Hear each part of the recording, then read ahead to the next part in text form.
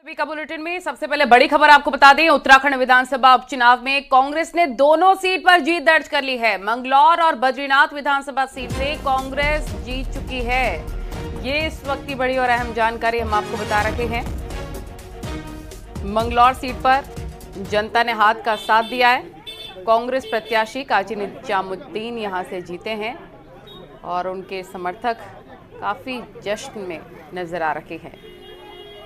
दो सहयोगी हमारे साथ जुड़ गए हैं। नितिन हमारे सहयोगी हमारे साथ फोन लाइन पर।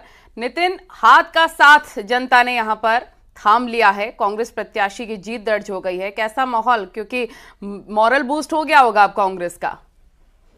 जी निश्चित रूप से अगर बात करें तो जिस तरीके से लोकसभा की 5 सीट हारने के बाद कांग्रेस ने दोनों ही उपचुनावों में जीत दर्ज की है। विशेष तौर पर अगर बात करें तो बद्रीनाथ विधानसभा चुनाव इसलिए भी महत्वपूर्ण है कि लोकसभा के चुनाव के दौरान जिस तरीके से कांग्रेस छोड़कर बीजेपी में शामिल हुए थे कांग्रेस के विधायक थे राजेंद्र सिंह भंडारी, तो उसके बाद ये बहुत महत्वपूर्ण चुनाव माना जा रहा था बीजेपी के लिए भी कांग्रेस के लिए भी, जिसमें कि अब कांग्रेस ने जीत हासिल कर दी और 5,224 वोटों से जीते हैं लखपत सिंह बटोला।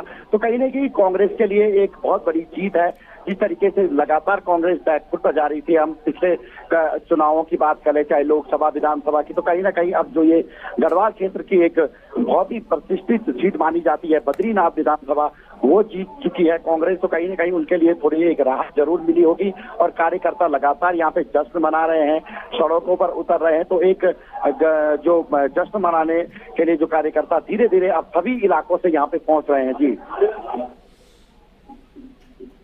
तो पुलकित शुक्ला भी हरिद्वार से हमारे साथ जुड़े हुए हैं। पुलकित, यहाँ पर भी कांग्रेस की तरफ से ही जीत हासिल की गई है, किस तरह का उत्साह कांग्रेस के कार्यकर्ताओं में? देखिए, कांग्रेस के कार्यकर्ताओं के उत्साह की अगर बात करें तो कांग्रेस के साधारण कार्यकर्ता से लेकर कांग्रेस के जो बड़े नेता हैं, प्रदेश के नेता, वो सब मतगणना केंद्र के बाहर जमा है। सैकड़ों की संख्या में यहाँ पे भीड़ जमा है और लगातार जो है उनकी ओर से नारेबाजी की जा रही है। प्रत्याशी के जिंदाबाद की नारेबाजी की जा रही है, कांग्रेस जिंदाबाद की नारेबाजी की जा रही है, क्योंकि जाहिर तौर पर ये जो एक जीत है ये कम वोटों के अंतर से ये जीत जरूर हुई है और ये एक उपचुनाव की जीत जरूर है, लेकिन इसके जो मायने हैं वो बहुत ज्यादा खास हैं, क्योंकि कांग्रेस के जो उत्तराखंड में है वो कांग्रेस विपक्ष में है। हरिद्वार में कांग्रेस पहले से जो है अच्छा प्रदर्शन करती रही है। 2022 के विधानसभा चुनाव में कांग्रेस ने यहाँ पर बहुत अच्छा प्रदर्शन किया था और 11 में से 5 सीटें कांग्रेस ने यहाँ पर जीती थी। लेकिन ये जो एक मंगलौर विधानसभा की जो सीट थी ये बेहद कम वोटों के अंतर से जो है कांग्रेस जीतते हुए हार गई थी और ये सीट बसपा की झोली में चली गई थी। लेकिन जिस तरह से जो परिस्थितियां बदली और जो विधायक थे बसपा के उनका निधन हुआ और उसके बाद उपचुनाव इस सीट पर हुआ, तो कहीं ना कहीं कांग्रेस के लिए फिर से दोबारा एक संजीवनी कांग्रेस के लिए मिली है और जो कांग्रेस के नेता हैं काजी निजामुद्दीन एक बार फिर से वो अपनी कोई भी सीट पाने के लिए जो है यहाँ पर उसमें सफल हुए हैं। इसीलिए कांग्रेस में जो उत्साह बहुत ज्यादा है और कांग्रेस हरिद्वार जिले में इस वक्त बहुमत में आ गई है। अगर देखा जाए तो हरिद्वार जिले में 11 विधानसभा सीटें हैं, जिनमें से अब 6 सीटें कांग्रेस के पास चली गई हैं। इसलिए कांग्रेस यहाँ पर बहुमत में आ गई है और ये कारण है कि जो कांग्रेस के यहाँ पर विधायक हैं वो शासन प्रशासन की जो भी उनकी गतिविधियां हैं, जो भी उनकी कार्यशैली है, उसको लेकर यहाँ पर आवाज उठाते हैं, तो एकजुट होकर आवाज उठाते हैं। तो इसलिए हरिद्वार जिले में कांग्रेस की ताकत अब और भी ज्यादा बढ़ गई है।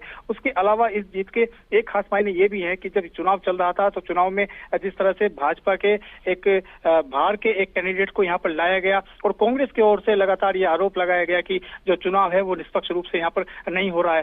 10 जुलाई को जब वोटिंग हुई तो वोटिंग में कुछ जो है झड़पें, हिंसक घटनाएं सामने आई हैं, कुछ झड़पें हुई हैं और उसके अलावा कुछ लोग भी जो है लोकसभा चुनाव के दौरान हमने देखा बहुत सारे कांग्रेस के कार्यकर्ताओं ने, नेताओं ने भाजपा ज्वाइन कर ली, पार्टी ज्वाइन कर ली और हाल ही में हमने देखा कि बीजेपी के प्रत्याशी भी वही थे जो हाल ही में ज्वाइन उन्होंने बीजेपी को किया था कांग्रेस छोड़कर।